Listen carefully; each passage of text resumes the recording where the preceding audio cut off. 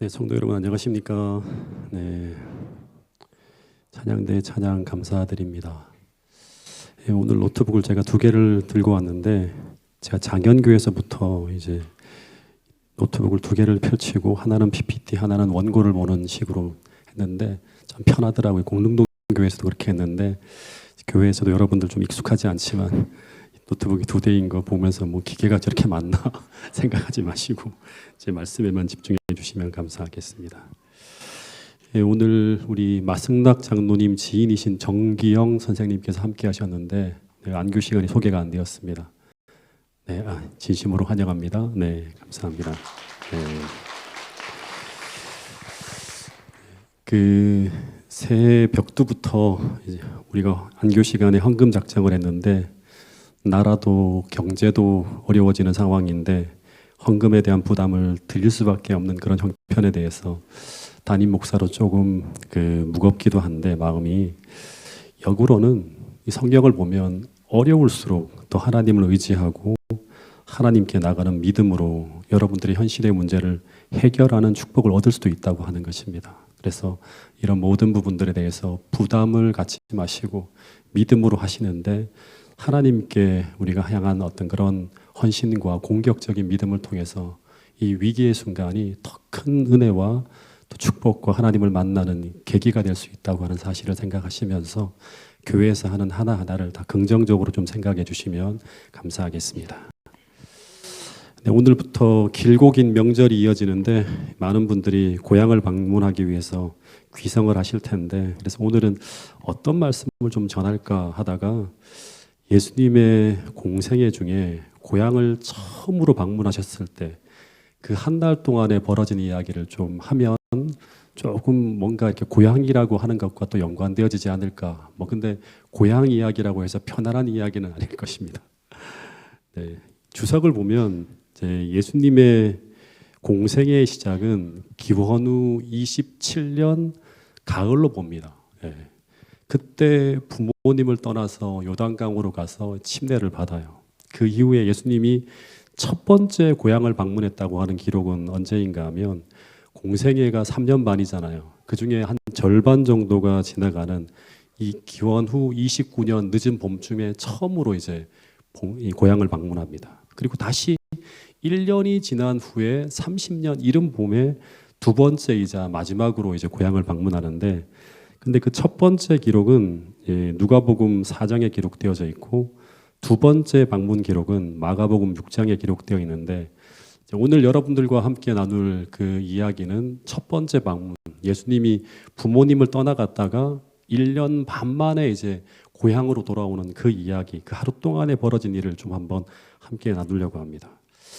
누가복음 4장 14절부터 17절까지 이제 이 본문이 첫 번째 방문했을 때 이제 그 이야기가 나오는데 한번 먼저 읽어보겠습니다. 누가복음 4장 14절부터 17절까지의 말씀입니다. 시작. 예수께서 성령의 능력으로 갈릴리에 돌아가시고 그 소문이 사방에 퍼졌고 친히 그 여러 회당에서 가르치심에 뭇사람에게 칭송을 받으시더라. 예수께서 그 자라나신 곳 나사렛에 이르사 안식일에 늘 하시던 대로 회당에 들어가사 성경을 읽으려고 서심해 선지자 이사야의 글을 들이거늘 책을 펴서 이렇게 기록된 데를 찾으시니. 여기 보니까 이제 예수님이 그 자라나신 곳 나사렛에 이르사라는 말이 나오고 그 위에 보면 성령과 능력으로 갈릴리에 돌아가시니라는 말이 나와요. 그러니까 예수님의 고향은 갈릴리라고 할 수도 있어요. 그리고 더 정확하게 말하면 갈릴리에 속한 한 산골 마을이 예수님의 고향입니다. 그래서 예수님을 뭐라고 부르죠? 갈릴리 사람이라고 부르기도 하고 또 나사렛 예수라고 부르기도 합니다. 그래서 이 말은 마치 제 고향을 뭐라고 하죠? 성도님들이 강원도라고 하잖아요. 강원도라 하기도 하고 강원도 사람이야 하기도 하고 또 뭐라 그러죠? 태백 사람이야라고 하기도 하는 거예요. 강원도는 갈릴리에 비유되어질 수 있는 갈릴리 도이고요. 나사렛은 태백에 비유되어질 수 있는 갈릴리 도에 있는 한 마을이라고 생각하면 돼요. 그래서 예수님이 갈릴리 출신이어서 그런지 몰라도 그 예수님은 갈릴리 지역에서 가장 많은 사역을 하십니다. 그러니까 성경을 보면 예수님이 이적이 벌어지고 모든 사건이 벌어지는 모든 것들이 대부분의 모든 것들이 갈릴리 지역입니다. 다시 말해서 사복음서의 배경이 되는 많은 사건이 전부 다 갈릴리에서 벌어집니다. 예를 든다 그러면 이제 사복음서의 이제 중심을 이루는 사건 중에 하나가 산상수훈이 선포되어지는 곳도 갈릴리에 있는 팔복산, 갈릴리 호수 근처예요. 거기서 이제 그 일이 벌어지고 또 오병이어의 기적이 벌어진 곳이 어딘가 하면 벳세다라고 하는 곳입니다. 갈릴리 그쪽이죠, 그죠? 네. 그래서 예수님의 또 제자들도 가장 많이 어디 출신인가 하면 갈릴리 출신이에요. 거의 대부분이. 예수님의 선교 본부는 어딘가 하면 가버나움이라고 합니다. 그게 갈릴리예요. 갈릴리에 있는 가버나움이라고 하는 마을이에요. 예. 그래서 예수님의 이 공생의 기간 가장 많은 사람들이 열광하며 물려 나온 곳이 어딘가 하면 갈릴리예요. 그 예수님의 사역이 유대라든가 예루살렘에서는 거의 배척을 받아요. 거의 기록이 없어요. 근데 갈릴리에서는 달랐다고 하는 것입니다. 대부분의 갈릴리 동네에서는 다 환영을 받았어요. 이런 말씀이 있어요. 마태복음 4장 15절 16절 말씀인데 한번 읽어보겠습니다. 시작. 스불론 땅과 납달리 땅과 요단강 저편 해변길과 이방의 갈릴리여 흑암에 앉은 백성이 큰 빛을 보았고 사망의 땅과 그늘에 앉은 자들에게 빛이 빛이었도다 하였느니라. 예, 여기 보면 스불론 땅과 납달리 땅이 어딘가 하면 이 스불론 납달리가 12지파의 그 지파들이죠. 그 구약의 12지파 중에요. 근데 스불론과 납달리는 전부 다 뭐냐 그러면 예수님 당시에는 갈릴리 도에 속하는 어떤 땅이에요. 근데 스불론 땅과 납달리 땅에 있는 이곳에 뭐가 비쳤다? 큰 빛이 비치었다고 하는 거예요. 이 말은 이곳에 주님의 사역이 아주 크게 부흥했다고 하는 거예요. 사람들이 다 이 복음을 받아들이고 그 지역 일대가 완전히 큰 부흥이 일어났다고 하는 거예요. 또다시 말하지만 갈릴리 대부분의 지역에서 예수님은 환영을 받았다고 하는 이야기입니다. 모두가 예수님을 통해 큰 축복을 받고 있는 그때 그분을 가장 환영해야 될 이곳 갈릴리에 있는 한 동네가 여기 좀 제가 제대로 그리지 못해서 좀 굵은 글씨로 좀 하면 좋은데 그렇지 않죠. 갈릴리 그 도의 조그만 마을이 나사렛이거든요. 예수님을 가장 환영해야 될 이곳 나사렛에는 어떤 일이 벌어졌다?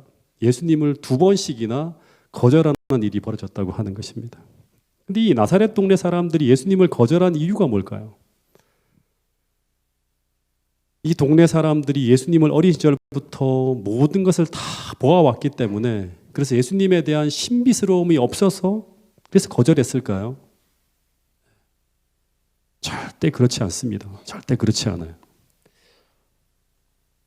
제가 이제 사경회라든가 부흥회 강사로 이제 어느 곳에 이제 가서 기별을 전할 때 한 뭐 이틀이나 또는 일주일이나 이렇게 기별을 전하잖아요. 그러면 그 짧은 기간에도 몇 말씀을 나누면 반짝 살아나는 그 효과가 나타날 때가 있습니다. 그러면 제가 참 행복하기도 한데 근데 그럴 때마다 이런 생각을 해요. 제가 고민하는 게 뭐냐 그러면 언제나 이런 반짝 효과가 아니라 사람들의 삶이 변화되어지는 결과를 보려고 하면 예수님의 생애를 보면 이런 몇 마디의 말이 아니라 삶이 나눠져야 돼요. 삶이.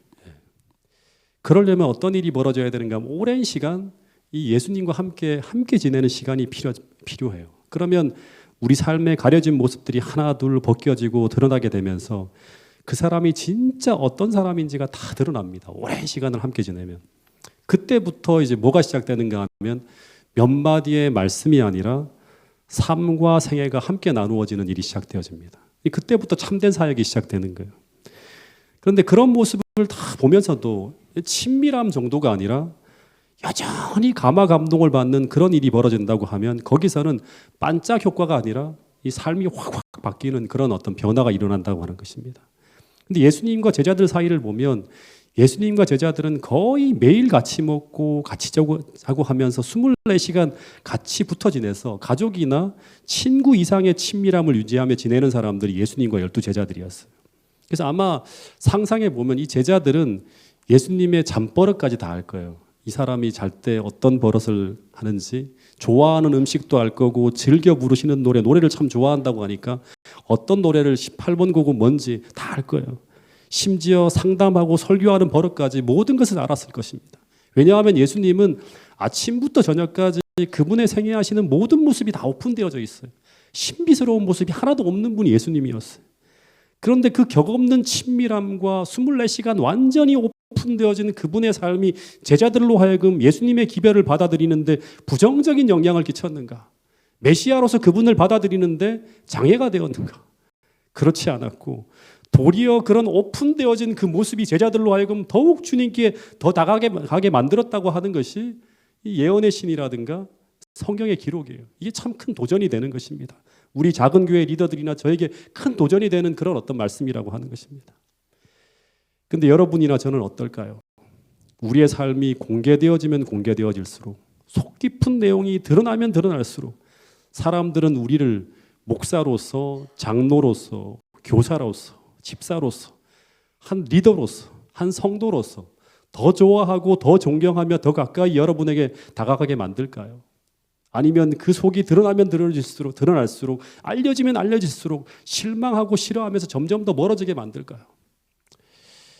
여러분, 하나 중요한 사실은 참 그리스도인은 알면 알수록, 지내면 지낼수록, 더 노출되면 노출될수록 그 사람은 더 진실하고 더 순수하고 더 사랑스러운 모습이 드러나는 그런 어떤 결과를 만들어내는 것이 진짜 예수님을 닮은 사람, 주님을 정말 추종하는 사람, 겉과 속이 똑같은 솔직하고 진솔하고 언행일치의 삶을 살아가는 참된 그리스도인이라고 하는 사실입니다. 여러분, 주님은 그런 분이었습니다. 오늘 주님을 쫓아 살아가는 태능교회 모든 분들이 그런 사람으로 변화되어질 수 있기를 간절히 바라겠습니다. 10년, 20년, 30년이 지나도 소나무같이 한결같이 푸르고 그러면서도 더 아름다운 모습으로 성장해 나가는 그런 신앙인들이 태능교회 모든 성도들이 될 수 있기를 간절히 바라겠습니다. 이 시대의 소망에 보면 예수님이 처음 고향으로 돌아오셨을 때 공생애를 시작한 지 1년 반이 지난 후라고 말씀을 드렸습니다. 근데 예수님은 이때 이미 전국적으로 유명해진 분이에요. 그러니까 모르는 사람이 거의 없을 정도로 굉장히 유명한 분이었어요. 그것도 그냥 유명인이 아니라 어떤 분이다? 장차 유대 나라의 왕이 될 메시아일지 모르는 사람이었어요. 근데 그분이 어디 출신이다? 이 촌동네 나사렛 출신이라고 하는 것입니다. 참, 그러면 여러분들은 어떨까요? 장차 이 나라의 대통령이 될 사람이 이제 여러분의 마을로 온다. 네. 우리 아버지가 진짜 좋아하는 가수가 있었는데요. 참, 누구예요? 혜은이라고 하는 가수입니다. 근데 아버님이 이 혜은이 씨를 그냥 좋아하는 것이 아니라 요즘 10대 아이들이 하는 것처럼 1980년대 초였습니다. 지금도 기억합니다. 아버지가 엽서를 5장을 사가지고 오래요. 사가지고 갖다 드렸더니 아버지가 뭐 10대 가수 추첨하는데 5장을 혜은이를 추천한다고 하면서 이름 다 써가지고 그 방송국에 보내셨어요. 그래서 아버지가 그렇게 좋아하셔서 저도 아버지 때문에 혜은이 씨를 초등학교 졸업할 때까지 좋아했습니다. 네. 초등학교 다닐 때 학교에서 이제 선생님이 개인적으로 이제 노래를 부를 시간이 있어 저한테 시키잖아요. 고재훈이 나와서 노래 불러봐 그러면 제가 언제나 부른 노래가 뭐냐 그러면 감수강이라고 하는 노래하고 또 하나가 무슨 제3 한강교 밑을 뭐 그런 가사가 담긴 노래를 불렀던 기억이 납니다. 근데 우리 아버지께서 왜 혜은이 씨를 좋아하셨는지 아세요? 그 이유가 오직 하나입니다. 이 가수가 어디 출신이죠? 잘하시네요. 여러분들도 과거에 되게 혜은 씨를 좋아했는가 봐요. 제주도 출신이에요. 그래서 감수강 뭐 이런 노래를 불렀죠. 근데 우리 아버지가 제주도 출신인가? 아니에요. 우리 아버지는 경북 문경 출신입니다. 근데 왜 제주도 출신인 혜은이라는 가수를 좋아하셨는가? 그 이유는 우리 아버지의 성이 고씨이기 때문입니다. 그러면 사람들이 생각할 때 어떤 생각을 하는가 하면 이 아버지와 고재훈 목사의 성이 제주도 고씨겠구나 생각할 텐데 그렇지도 않습니다. 제 본은 제주도가 아니라 개성입니다. 다시 말해 개성고씨예요. 그러면 제주도와 아버지가 아무런 연관이 없는데 왜 혜은이 씨가 제주도 출신인 이유로 좋아하시는가? 이 한국에 고씨가 15개 파가 있습니다. 15개, 한 개가 있는 게 아니에요. 근데 모든 고씨는 원래는 전부 제주고씨에서 시작된 것이라고 합니다. 그런데 그 이유 하나 때문에 고씨도 아닌 혜은이 씨라는 가수를 아버지는 그 여자가 제주도 출신이라는 그 하나의 이유로 좋아하시게 되었다고 하는 것입니다. 이 아버지와 혜은이 씨가 걸리는 연고는 정말 말도 안 되는 연고인데 그 하나의 연고만 있어도 우리는 유명인을 이렇게 좋아하는 것이 뭐냐면 인지상정이에요. 근데 예수님은 어디 출신이다? 나사렛 동네 출신이라고 하는 거예요. 근데 그 산골짜기 동네에서 그 동네 역사상 전무후무한 인재가 탄생한 것입니다. 그래서 그 사람으로 말미암아 지금 온 세상이 들썩이고 있는 그런 때였어요. 그러면서 그 동네 나사렛이라는 동네 이름이 그전에는 정말 아무도 몰랐는데 이 예수님 한 분 때문에 나사렛 예수라고 하는 이름 한 분 이것 때문에 전국적으로 그 동네도 유명해지기 시작하는 거예요. 예. 근데 그런 영웅이 이제 1년 반 만에 나사렛 마을로 온다는 소식이 막 들려오는 것입니다. 시대 소망에 보면 이때 어떤 일이 벌어지는가 하면 환영하는 정도가 아니에요. 예. 그분이 오신다고 했을 때 그 동네의 모든 관심사가 이 예수라고 하는 사람이 이제 우리 동네에 온다고 하면서 다 들떠 있는 거예요. 막 난리가 났어요, 정말. 오늘날 같으면 플래카드 막 붙이고 했을 거예요. 예. 근데 그 안식일, 그 회당에 예수님을 보기 위해서 온 동네 사람들이 다 몰려왔어요. 사람들이 수군거리는 거예요. 뭐라고 수군거릴까요? 예수가 갈릴리 가나에서는 혼인잔치에서 물로 포도즙을 만들었대. 어디에서는 어떤 병자를 고쳤대.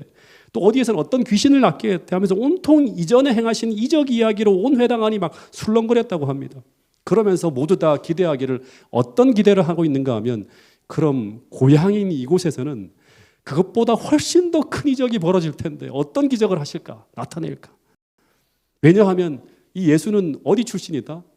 우리 고향 사람이니까 훨씬 더 큰 이적을 행할 거라고 하는 이런 기대를 하면서 사람들이 쫙 몰려왔다고 합니다. 근데 안식일 예배가 진행되어지면서 그날의 봉독 말씀으로 요청받은 성경 말씀이 이사야서 61장 1절 2절 말씀이었습니다. 근데 당시에 회당 예배는 어떻게 진행되어지는가 하면 그 회당에서 사람들이 성경절 하나를 선택합니다. 그러면 그 성경절을 어떤 장로가 읽어요. 그 다음에 그 회당에서 참석한 가장 존경받는 랍비 중에 한 사람이 나와서 그 성경절을 풀어주는 형식으로 이렇게 예배가 진행되어지는 거예요. 근데 지금 랍비 중에 가장 존경받는 랍비가 지금 왔잖아요. 누구예요? 예수님인 거예요. 그래서 예수님이 이제 이 선택된 성경절을 풀어주기 위해서 딱 이제 서는 거예요. 이사야서 61장 1절 2절 말씀을 한번 읽어볼까요? 어떤 내용이 담겨 있는지. 시작. 주 여호와의 신이 내게 임하셨으니 이는 여호와께서 내게 기름을 부으사 가난한 자에게 아름다운 소식을 전하게 하려 하심이라. 나를 보내사 마음이 상한 자를 고치며 포로된 자에게 자유를, 갇힌 자에게 노임을 전파하며 여호와의 은혜의 해와 우리 하나님의 신원의 날을 전파하여 모든 슬픈 자를 위로하되. 그러니까 이 말씀은 그 당시에 모든 사람들이 메시아의 사명으로 알려진 성경 말씀이었어요. 근데 예수님이 이 말씀이 탁 읽고 난 후에 설교를 시작하는데 사람들이 이 설교를 듣고 예수님의 설교를 듣고 어떻게 반응하는가 하면 처음에는요. 예수께서는 자신에 관한 예언의 산 설명자로서 사람들 앞에 서셨다. 나에 관한 설명자로 선 거예요. 근데 말씀을 전하실 때 그의 인상적인 태도와 그 말씀의 놀라운 뜻은 그들이 전에는 결코 들어보지 못한 능력을 가지고 듣는 자들의 마음을 꿰뚫렸다. 거룩한 가마의 물결이 모든 장벽을 다 허물었다. 모세와 같이 그들은 보이지 않는 분을 보았다. 그들의 심령이 성령의 감동으로 말미암아 감동을 받자 어떤 일이 벌어지는가 하면 열렬한 아멘으로 화답하고 주께 찬송했다고 하는 그런 기록이 있습니다. 그러니까 회당 분위기가 모든 사람들이 어떻게 한다? 아멘, 아멘 하면서 막 뜨겁게 반응하면서 어떻게 저런 설교를 할 수 있을까? 진짜 메시아가 맞네. 우리가 결코 들어본 적이 없었어. 막 이런 얘기를 하고 있는 거예요. 근데 이런 분위기가 순식간에 바뀌어지는 일이 벌어지는데 아무리 아멘 하더라도 갑자기 그 분위기가 확 바뀌어지는 일이 벌어지는데 그 이유는 무엇 때문인가 하면 예수님의 이 한 말씀 때문이에요. 이 메시아의 사명에 관한 쭉 글을 읽고 설교를 하다가 예수님께서 뭐라고 하는가 하면 이 글이 이방인이 아니라 오늘날 너희 귀에 응하였다라는 말씀을 하는 거예요. 이 말 한마디가 딱 선포되어지자 갑자기 아멘 소리가 싹 들어가고 분위기가 아주 쌀렁해져 버렸다고 합니다. 이 말은 어떤 말인가 하면 이 눈먼 자에게 다시 보게 해주고 포로된 자에게 자유를 주는 이 은혜의 해가 이제 시작되었는데, 근데 그 해방이 이제 이방인들이 아니라 누구에게 임했다? 당신들에게 임했다고. 그리고 그런 은혜의 해를 선포하기 위해서 그런 은혜와 능력을 가지고 내가 이방인의 구원자가 아니라 너희의 구원자가 되기 위해 왔다고 하는 거예요. 근데 이 말씀을 오늘 우리가 들었다면 우리는 다들 너무 감동되어서 아멘 아멘 두 배 더 큰 소리로 아멘 할 텐데, 근데 이 아멘 소리로 진동하던 나사렛 회당이 갑자기 썰렁해졌다고 하는 것입니다. 그 이유는 무엇 때문이죠? 나사렛 동네 사람들이 생각할 때 이 말씀은 우리가 아니라 늘 이방인에게 해당된다고 생각했지 자신들에게 필요한 말씀이라고 한 번도 생각해 본 적이 없었기 때문이에요. 그 누구도 이 말씀을 이렇게 적용해서 설교한 사람이 한 번도 없었어요. 늘 랍비들은 항상 이 본문을 가지고 이 말씀을 메시아에게 해당되는 성경절이라고 인용해 왔는데, 근데 그동안 그 랍비들은 눈 멀고 얼룩 눌린 상태에서 해방이 필요한 사람들은 이방인들이라고 적용했지, 어느 누구도 하나님께서 택하시고 축복하시는 하나님의 특별한 맹성인 자신들이 이런 저주받은 상태에 있는 사람이라고 한 번도 설명해 본 적이 없는 거예요. 근데 주님은 악의 권세로부터 구원받아야 할 죄인이요, 흑암 가운데서 진리의 빛이 필요한 사람들은 바로 너희들이라고 말을 하고 있는 거예요. 다시 말해 이 말은 너희들도 회개와 구원이 필요한 이방인과 똑같은 존재라고 말을 하고 있는 것입니다. 이 말씀은 마치 제가 이제 강원도 태백에서 어린 시절 선생님들한테 다 성경 공부를 배웠거든요. 목회 안수를 딱 받고 난 후에 몇 년 만에 처음으로 강원도 태백 고향교회에 딱 가서 제 선배님들과 저를 가르쳐줬던 장로님들과 그분들을 쭉 앉혀놓고 설교를 하는데, 그 설교가 그들의 상태를 책망하며 회개를 촉구하는 이런 설교를 하신 것과 같은 거예요. 이런 것이죠. 고향교회 성도 여러분, 착각하지 마세요. 여러분은 구원이 보장된 여자의 남은 자손 진리 백성이라고 생각하는데 절대 그렇지 않습니다. 여러분이나 저기 사창가의 창녀들이나 저기 형무소에 있는 도둑놈들이나 별반 차이가 없습니다. 이런 말을 비슷하게 하는 거예요. 왜냐하면 당시에 이방인과 문둥병자, 창녀, 세리는 같은 취급을 받는 사람들이었습니다. 그러니까 이 말을 들으니까 기분이 좋을 리가 없죠. 전부 다. 여러분, 그러나 참 그리스도인은 그 말씀이 아무리 우리를 낮추고 우리를 아프게 하는 말씀이라 하더라도 그 말씀이 하늘로부터 오는 말씀이고 더하여 나의 영적 상태를 진단해 주는 진리의 말씀이라면 그들은 그 말씀 앞에 겸비하게 무릎을 꿇게 만들었을 것이라고 하는 것입니다. 그리고 그때 그 말씀 앞에 무릎을 꿇고 그 말씀을 받을 때, 그때 주님은 그 말씀을 통해서 어떻게 되는가? 우리 안에 임재하십니다. 실제 나사렛 사람들이 예수님을 거절한 것은 정확하게 말하면 예수님께서 전하신 말씀을 거절한 거예요. 그래서 예수님이 선포하신 이 말씀을 그들이 어떻게 대하는가에 하는 그 말씀을 대하는 태도에 의해서 주님을 영접하는가 거절하는가가 결정되어지는 거예요. 그래서 오늘 우리도 동일하다고 하는 것입니다. 우리가 받는 하나님의 말씀을 대하는 태도가 우리가 예수님을 영접하는가 거절하는가를 결정하는 너무나 중요한 것이라고 하는 사실을 우리 모두가 기억해야 합니다.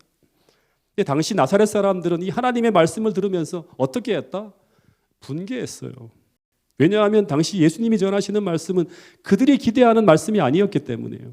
그들은 예수로부터 그들을 칭찬하는 말씀, 그들을 로마로부터 구원해내시겠다고 하는 말씀, 유대를 로마보다 더 강한 나라로 만들고 그들이 이 땅에서 가장 부유한 백성이 되게 하시겠다는 그런 기별을 전해야지만 이게 나사렛 이 메시아가 되는 것이지, 이게 그들이 듣고 싶어하는 말씀이었어요. 그러나 예수님은 그들이 바라는 것과는 전혀 다른 구원과 그들이 기대하는 것과는 전혀 다른 축복을 가지고 와서 그들을 축복하시겠다고 하고 있는 것입니다. 근데 이 메시아가 그런 메시아라면 그들에게는 그런 메시아는 메시아가 될 수 없고 그런 메시아는 필요하지도 않은 거예요. 거절하는 거예요. 그러니까 그것이 아무리 진리이고 아무리 하나님 말씀이고 더하여 그것이 아무리 논리적으로 완벽하다 하더라도 그것이 내가 원하는 것이 아니면 우리는 거기에 아멘하지 않을 수도 있다고 하는 것입니다. 이 행동경제학이라고 하는 것을 만든 사람이에요. 2002년에 심리학자 출신으로 최초로 노벨 경제학장을 수상했던 사람이에요. 이 다니엘 카너먼이라고 하는 사람인데 아주 유명한 심리학자라고 합니다. 어떤 사람은 이 학자를 프로이드 이후에 심리학 분야에서 가장 큰 영향력을 행사하는 학자라고 합니다. 이 심리학을 전공하는 사람이었는데 경제학이라고 하는 사람을 합리적으로 판단해서 소비하고 경제하지 않는다. 감정에 이끌린다. 뭐 이런 것들을 제시해서 이 사람이 책을 썼는데 생각에 관한 생각이라고 하는 책을 썼는데 이 책이 영향을 받아서 수많은 베스트셀러가 또 막 만들어지고 했어요. 근데 이분이 이런 말을 했다고 합니다. 인간의 행동은 이성의 지배를 받기보다는 감정에 의해 더 많은 영향을 받는다. 네. 기업인들이 굉장히 많이 참고하게 되는 그런 말씀이라고 합니다. 그래서 인간은 이성적인 존재이기를 희망하지만 내가 항상 합리적으로 내가 살아가려고 하는 소망은 있지만 결코 이성적인 존재가 아니라고 하는 거예요.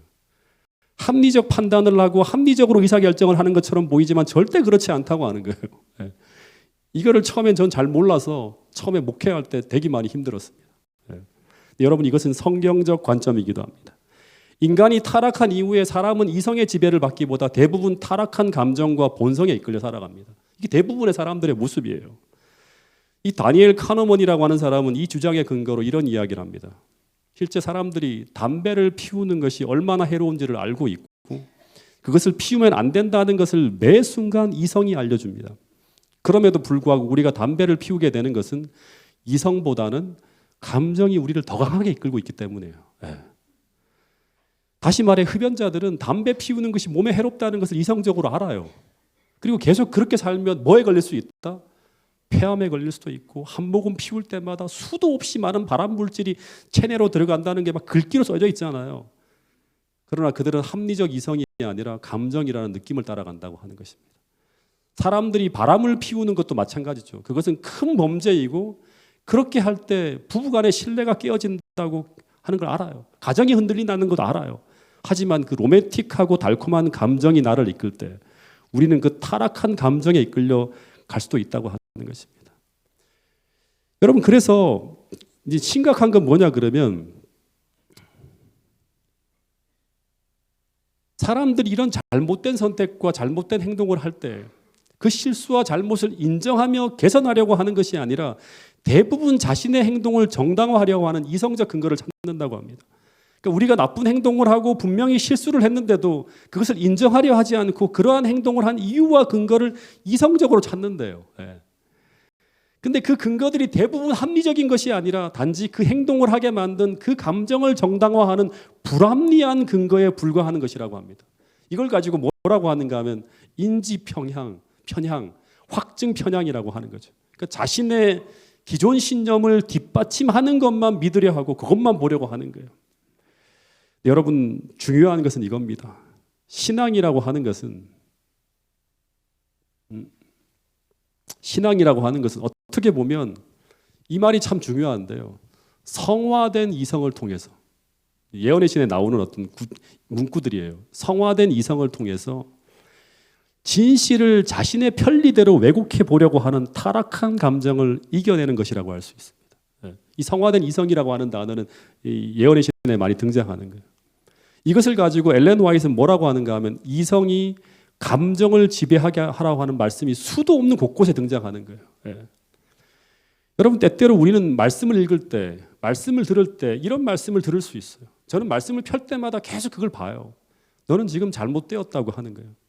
말씀에서 빗나갔다고 하는 걸 계속 보여줘요. 너는 병들었다고 하는 얘기를 보여줘요. 그리고 너는 죄인이다라고 하는 그런 말씀들을 계속 보여줍니다. 이 말씀은 우리가 말씀을 펼 때마다 들을 수 있는 말씀이에요.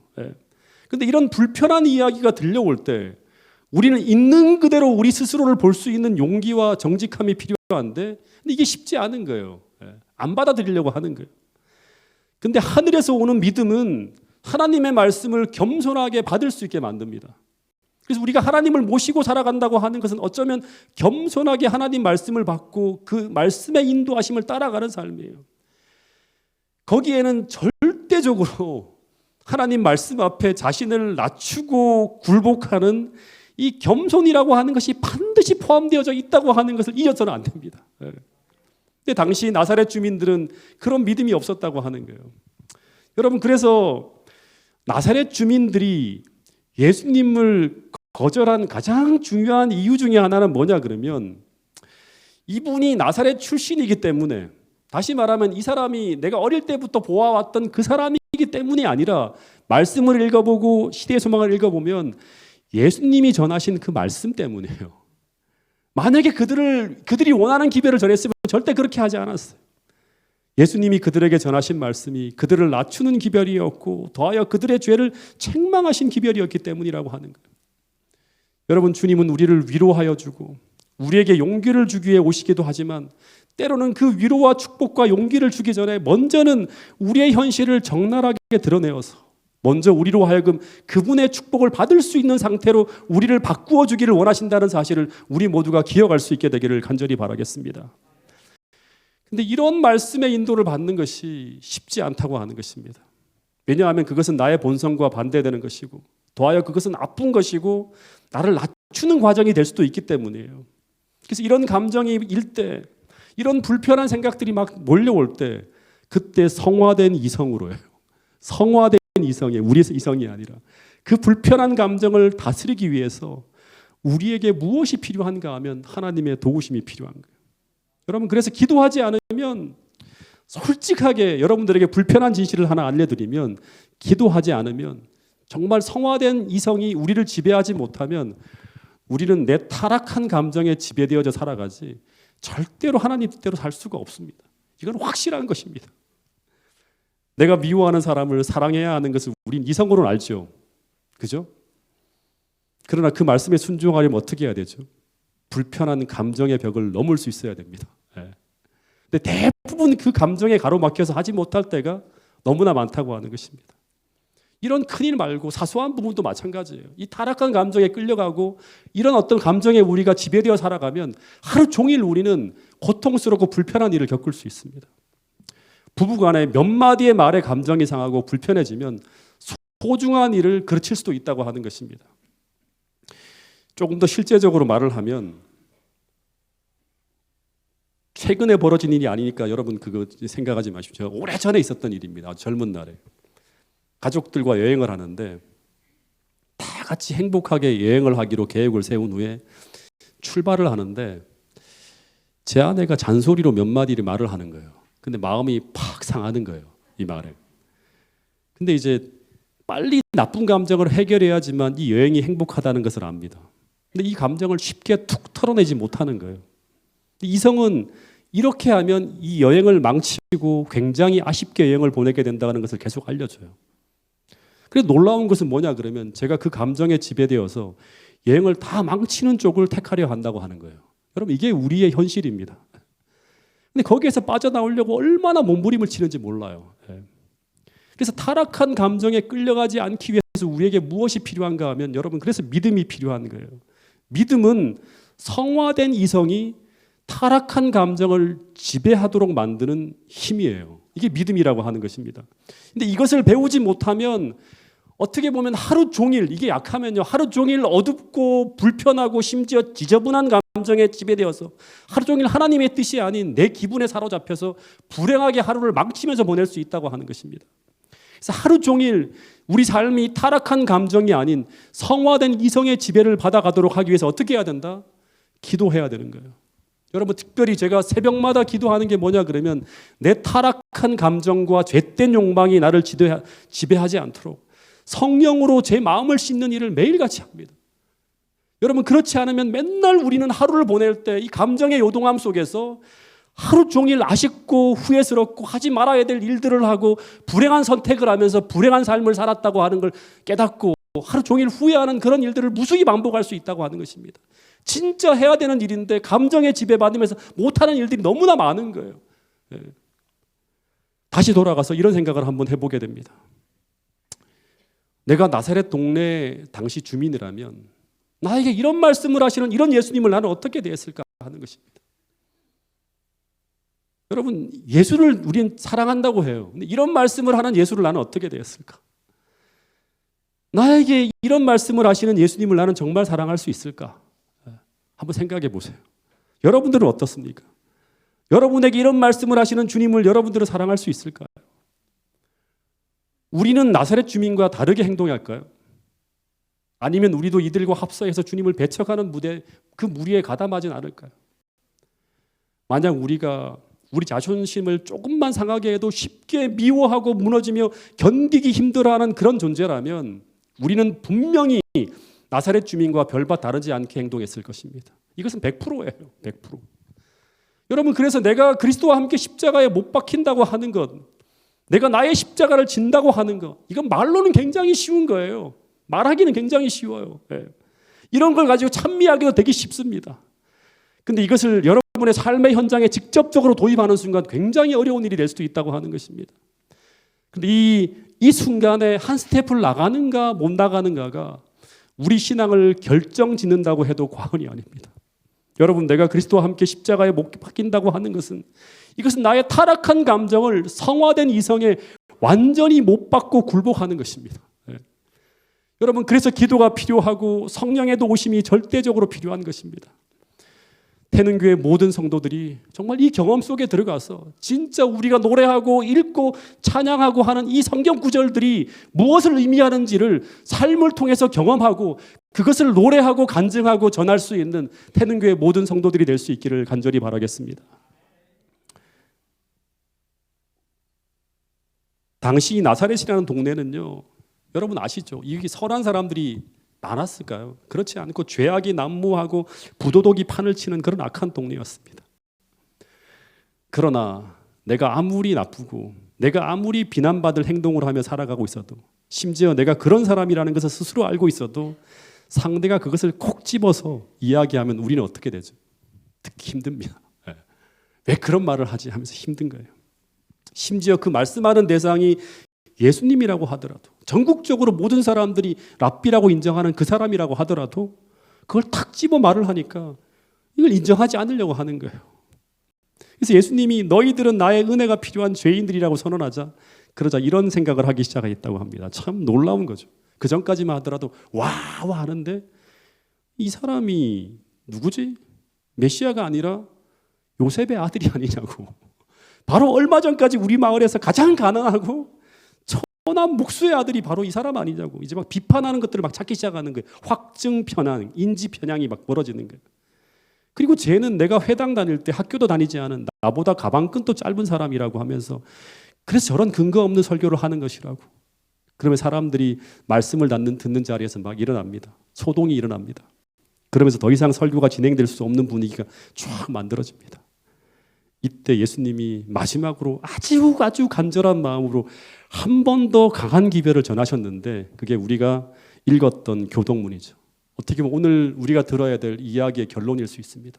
다시 한번 읽어보겠습니다. 누가복음 4장 23절부터 27절 말씀이에요. 시작. 예수께서 그들에게 이르시되 너희가 반드시 의사야 너 자신을 고치라 하는 속담을 인용하여 내게 말하기를 우리가 들은 바 가버나움에서 행한 일을 내 고향 여기서도 행하라 하리라.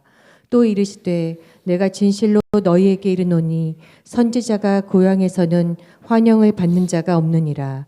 내가 참으로 너희에게 이르노니 엘리야 시대에 하늘이 3년 6개월간 닫히어 온 땅에 큰 흉년이 들었을 때에 이스라엘에 많은 과부가 있었으되 엘리야가 그중 한 사람에게도 보내심을 받지 않고 오직 시돈 땅에 있는 사렙다의 한 과부에게 뿐이었으며 또 선지자 엘리사 때에 이스라엘에 많은 나병 환자가 있었으되 그 중에 한 사람도 깨끗함을 얻지 못하고 오직 수리야 사람 나아만 뿐이었느니라. 여러분, 이 말씀이 무슨 말씀입니까? 사렙다 과부하고 나아만 전부 어떤 사람이죠? 특징이 뭐예요? 이방인 출신이죠. 이방인. 사렙다 과부는 엘리야 시대, 나아만은 엘리사 시대입니다. 그러니까 둘 다 엄청난 기적과 이적과 은혜가 막 쏟아지던 대선지자 시대의 특징을 짓는 그 아주 특별한 두 사람이었어요. 근데 엘리야 시대 3년 반 동안의 그 긴 기근 속에 이스라엘에도 정말 가엾은 수많은 과부가 있었다고 하는 거예요. 근데 엘리야가 그들에게 먼저 보내심을 받지 않은 이유가 뭐다? 먼저 그들에게 보내심을 받을 수도 있었다고 하는 거예요. 근데 보내심을 받지 않은 이유는 사렙다 과부에게 존재한 그 믿음이 당시 이스라엘 땅 과부에게는 없었기 때문이라고 하는 거예요. 다시 말해서 이방인이냐 이스라엘이냐가 아니라 믿음이 있는 곳에 뭐가 임한다? 하나님의 축복이 임하는 거예요. 그런 믿음의 사람이 이스라엘에는 없었다고 하는 거예요. 그런 자기를 말씀 앞에 겸손하게 자기를 낮추고 그 엄청난 도전 앞에 자기를 굴복하며 드리는 그런 사람이 없었다고 하는 거예요. 자기를 말씀의 십자가에 못 박고 정말 하나님의 뜻에 순종하겠다고 하는 그런 각오와 결심을 가지고 나오는 사람들이 없었다고 하는 거예요. 또 한 인물을 대고 있는데 그 인물이 뭐예요? 나아만 장군이죠. 이스라엘 땅에 전혀 문둥이가 없어서 이스라엘 장군이 아닌 수리아의 아람 장군 나아만이 나음을 입은 것이 아니라 이스라엘 땅에도 수많은 나병 환자가 있었지만 그중 한 사람도 고침을 받지 못하고 오직 수리아 사람 나아만만이 고침을 받은 이유가 무엇 때문이라고 합니까? 나아만 장군은 이스라엘보다 강국인 아람이라고 하는 나라의 최고의 장군이었어요. 평생 전쟁에 승리하면서 스타였어요. 스타. 예. 교만을 쌓으며 살아오던 사람이었어요. 그런데 그는 엘리사가 자신을 치유하기 위해 선포한 그 하나님의 말씀을 들었을 때예요. 예. 그는 자신의 기분에 맞지 않는다고 해서 혹은 이것이 나의 자존심을 걷는다고 해서 거부하지 않았다고 하는 것입니다. 그는 어마어마하게 높은 사람이었지만 어마어마하게 큰 교만을 다 내어버리고 그리스도의 은혜를 받기 위해서 엘리사가 전한 그 하나님의 말씀 앞에 한없이 자신을 낮추어 그 순종하기 힘든 하나님 말씀 앞에 자신을 굴복하며 그 말씀을 영접하였다고 하는 거. 이게 핵심입니다. 그러니까 그게 바로 뭐냐 그러면 옷을 벗고 문둥을 다 드러내는 거잖아요. 하나님 앞에, 사람들 앞에. 그리고 물속에 들어가는 거예요. 진흙탕 속에. 이것이 그리스도를 영접하는 것이고 하나님의 축복과 은혜를 영접하는 거예요. 이것이 바로 그 더러운 광물에 들어가서 7번 담그라고 하는 그 명령에 순종하는 것입니다. 그러나 이스라엘 땅에 이스라엘 백성 중에는 이렇게 하나님 말씀 앞에 믿음의 순종을 나타낼 사람이 없었다고 하는 거예요. 그 백부장처럼 말씀으로만 하옵소서. 제가 거기 순종하겠습니다. 이렇게 하는 사람이 없었다고 하는 거예요. 하나님 말씀 앞에 그런 겸손과 순종으로 그리스도를 영접할 사람이 없었기 때문에 주님께서는 아무것도 할 수 없었다고 하는 것입니다. 여러분, 하나님은 마음이 강팍하고 교만한 사람들에게는 아무 일도 할 수 없다고 하는 것을 여러분 기억하셔야 됩니다. 아무리 우리가 예수님을 믿고 주님을 고백하고 교회를 나오고 예배를 드린다 하더라도 하나님 말씀 앞에 순종하는 그런 겸손한 마음이 없다고 하면 우리 주님께서는 그곳에서 아무런 일도 할 수 없다고 하는 사실을 기억하고 이 말씀이 여러분 모두에게 무겁게 다가올 수 있기를 간절히 바라겠습니다. 지금 나사렛 사람들의 모습이 바로 이런 모습이라고 예수님은 견책하고 있는 거예요. 또다시 말하지만 예수님은 하늘의 무수한 축복과 은혜를 가지고 가시는 곳곳마다 축복을 베풀며 은혜를 쏟아붓고 계신데 갈릴리 수많은 동네에서 변화가 일어나고 축복이 일어나는 은혜의 해를 경험하고 있었지만 그러나 너무나 안타까운 것은 지금 나사렛 사람들 앞에서는 그 일이 일어나지 못하고 있었다고 하는 것입니다. 그 이유는 무엇 때문이다? 축복의 주체이신 주님을 거절하였기 때문에. 근데 주님을 거절한 이유는 주님의 말씀을 받아들이지 않았기 때문이라고 하는 것입니다. 근데 여러분, 오늘 우리도 이럴 수 있다고 하는 것입니다. 하나님의 말씀을 수용한다고 하는 것은 나의 연약함과 부족과 치유받아야 할 아픈 곳들을 지적할 때 그것을 인정하고 그 말씀 앞에 굴복하는 것입니다. 그때 주님은 말씀을 통해서 우리 안에 들어오셔서 우리가 말씀을 영접할 때 주님을 영접하는 거예요. 우리를 치유하시고 회복시키시는 놀라운 축복의 역사가 일어난다고 하는 것입니다. 그렇지 않으면 우리는 나사렛 사람들처럼 주님을 거절하고 정말 나를 힘들게 하는 모든 어떤 예수님의 그런 말씀들을 부정하는 그러한 삶을 살아갈 수도 있다고 하는 것입니다. 마가복음 6장 5절부터 9절에 보면 이런 기록이 있어요. 두 번째 찾아갔어요, 주님이. 이건 첫 번째가 아니라. 근데 거기서도 똑같이 이들은 거절합니다. 여기 이런 말씀이 있어요. 거기서는 아무 권능을 행하실 수 없었어. 다만 소수의 병자에게 안수하고 고치실 뿐이었고 그들이 믿지 않음을 어떻게 여겼다? 이상히 여겼다고 하는 거예요. 여러분, 주님께서 고향 주민이 자기를 거절하는 걸 이상히 여겼다고 합니다. 여러분, 또다시 말하지만 우리는 모르고 있지만 지금 이 마지막 시대, 이 어두운 시대, 주님은 이 마지막을 준비하기 위해서 우리 삶 곳곳에서 축복을 펼치면서 우리 생에 은혜의 해를 선포하기를 원하신다고 하는 사실을 기억할 수 있기를 간절히 바라겠습니다. 근데 이 은혜의 해가 우리 안에 선포되어지고 우리 삶 곳곳에 주님의 축복이 쏟아져 들어오려고 하면 어떻게 해야 되는가 하면 말씀 앞에 겸손해야 됩니다. 어떤 말씀이라도 우리는 받아들일 수 있는 그 준비를 해야 됩니다. 그런 믿음을 가져야 돼요. 그래야지만 주님께서 내 안에 들어오실 수 있는 길을 열 수 있다고 하는 사실입니다. 여러분, 마지막 말씀, 이 말씀 큰 소리로 같이 읽고 오늘 말씀을 줄이도록 하겠습니다. 고린도후서 6장 2절 말씀입니다. 시작. 가라사대 내가 은혜 베풀 때에 너를 듣고 구원의 날에 너를 도왔다 하셨으니 보라 지금은 은혜 받는 때요 보라 지금은 구원의 날이로다. 여러분, 아직은 구원의 날이고 아직은 은혜의 때입니다. 이러한 때 정말 바라기는 태능교회 모든 성도들이 사렙다 과부처럼 나아만 장군처럼 우리 스스로를 축복과 은혜가 쏟아지는 하나님의 발치 아래까지 겸손하게 우리를 낮추어서 정말 여러분과 제가 한 해 내내 하나님의 축복 속에 살아가는 은혜의 해가 선포되어지는 놀라운 해로 2025년을 기억할 수 있는 여러분과 제가 될 수 있기를 간절히 바라면서 오늘 말씀을 줄이도록 하겠습니다.